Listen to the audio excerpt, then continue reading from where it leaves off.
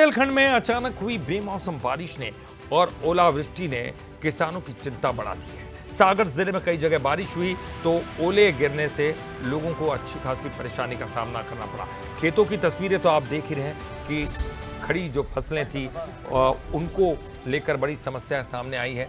कटाई के लिए रखी हुई गेहूं की फसल भी पूरी तरह से खराब हो गई है। ग्राम पटकुई के किसान जुम्मन की गेहूं की फसल नष्ट हो गई है, जिससे परिवार के भरण पोषण पर संकट बन गया है। दो तस्वीरें देखिए, शहर के मध्य में जहां पर तेज बारिश, आवागमन यहां पर बाधित हुआ है। लोग कहीं ना कहीं शेल्टर लेने के लिए मजबूर हुए हैं। किसानों की चिंताएं अलग बढ़ गई हैं। कटी हुई जो गेहूं की फसल है वो भी खराब हो रही है।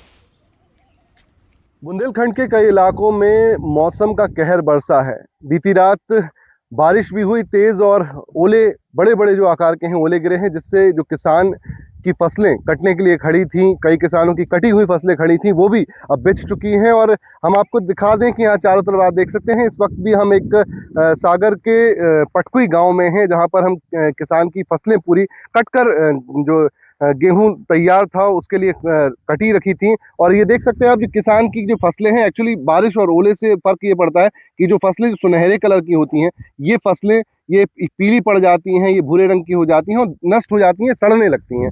हमारे साथ किसान भी हैं कुछ। क्या अभी आपकी स्थिति है, कैसे, कितने एकड़ में खेत फसल? 5 एकड़ में थी मेरी ये फसल।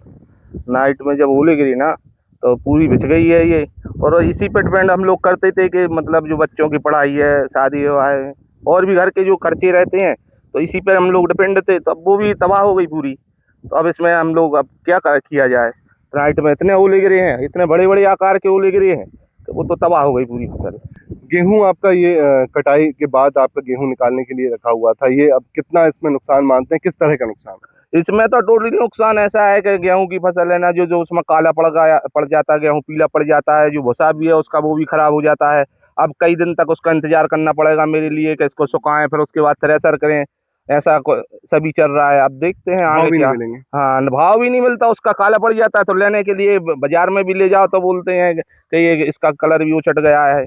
आसमानी आफत जो बरसी, उससे खेत भी तबाह, जो खेत में फसलें थी वो पूरी तरह से लगभग तबाह हो चुकी हैं। सब्जियों की फसल में इनने लगाई थी, उनमें भी काफ़ी नुकसान हुआ है। अब इनकी चिंता का विषय ये है कि किस तरह से परिवार पालेंगे, किस तरह से जो ये महीनों की मेहनत होती है वो महज कुछ घंटों में ये बर्बाद हो जाती है। अब इनकी उम्मीद है कि सरकार, प्रशासन शायद इन्हें कुछ मुआवजा दे, इनका सर्वे हो और इन्हें कुछ राहत मिल सके। कैमरा पर्सन राज के साथ मनीष तिवारी, पंसल न्यूज़, पटकुई, सागर।